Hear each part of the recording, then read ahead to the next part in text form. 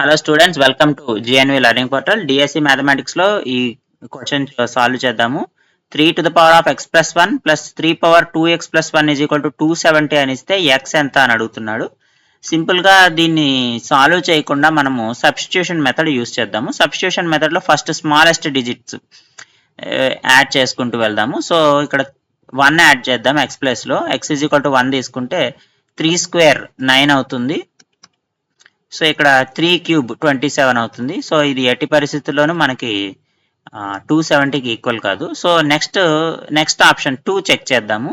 So 3 power 2 plus 1 అంటే 3 cube అంటే 27 అవుతుంది. నెక్స్ట్ 2 into 2 4, 3 పవర్ ఆఫ్ 5 అంటే 243 అవుతుంది. సో 27 ప్లస్ 243 మనకి 270 అవుతుంది. So x is equal to 2 substitute చేసినప్పుడు మనకి ఈక్వేషన్ సాటిస్ఫై అవుతుంది కాబట్టి మనకు ఆన్సర్ ఎంత అవుతుంది? ఆప్షన్ బి అవుతుంది.